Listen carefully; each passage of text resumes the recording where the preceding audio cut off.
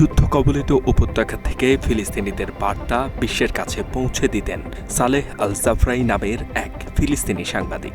ঘুমন্ত গাজাবাসীর কাছে যুদ্ধবিরতির খবরও পৌঁছে দিয়েছেন তিনি।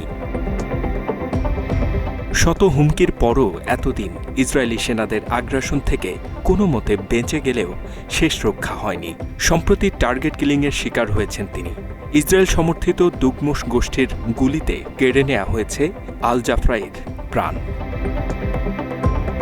মৃত্যুর আগে প্রকাশিত শেষ ভিডিওতে তাকে বলতে শোনা যায়, এই ভিডিওটি যখন কেউ দেখবে তখন হয়তো তিনি আর পৃথিবীতে নেই। এরই মধ্যে হয়তো শহীদ হয়েছেন তিনি।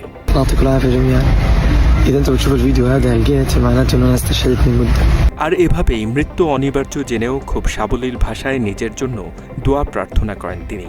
মৃত্যুর পর তার নামে যেন দান সদকা করা হয় মানুষের কাছে, সে আবেদনও জানিয়েছিলেন শহীদ জাফরাইর।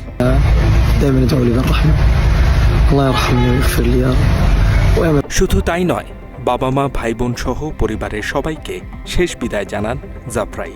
মায়ের উদ্দেশ্যে বলেন তার জন্য দুঃখ না করতে, তিনি এখন শহীদ, পাড়ি জমিয়েছেন না ফেরার দেশে।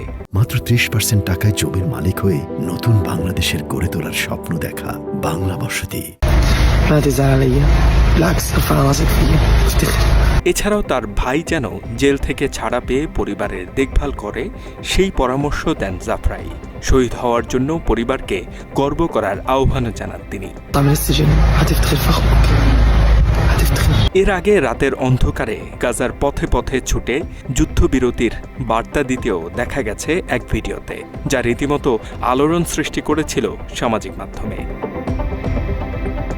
কিন্তু সংঘাত বন্ধের উদযাপনে সামিল হতে না হতেই হারাতে হলো প্রাণ। ইসরায়েলি সেনারা অভিযান বন্ধ করলেও সম্প্রতি সংঘাতের খবর পাওয়া যায় গাজা সিটিতে। তারই বলি হলেন আল জাফরাই। গাজা সিটিতে হামাসের নিরাপত্তা বাহিনী ও দুগমুশ গোত্রের সশস্ত্র সদস্যদের সংঘর্ষের খবর সংগ্রহ করতে গিয়ে মৃত্যু হয়েছে সাহসী এই সাংবাদিকের। মৃত্যু নিশ্চিত করতে তাকে লক্ষ্য করে ছোড়া হয়েছে 7টি গুলি। উদ্দেশ্য প্রণোদিতভাবে তাকে হত্যা করা হয়েছে বলে ধারণা করা হচ্ছে। গাজায় ইসরায়েলি আগ্রাসনের শুরু থেকেই সোচ্চার ছিলেন 28 বছর বয়সী আল জাফরাই। ইসরায়েলের হুমকি উপেক্ষা করে প্রতিটি সেকেন্ড পাঞ্জা লড়েছেন মৃত্যুর সাথে। তারপরও থেমে থাকেনি তার সংবাদ প্রচার। ধ্বংসস্তূপে দাঁড়িয়ে বিধ্বস্ত গাজা আর অধিবাসীদের খবর জানিয়েছেন বিশ্ববাসীকে। আল জাজিরার হয়ে সাংবাদিকতার পাশাপাশি সর্বস্ব দিয়ে দাঁড়িয়েছেন নিপীড়িত মানুষের পাশে।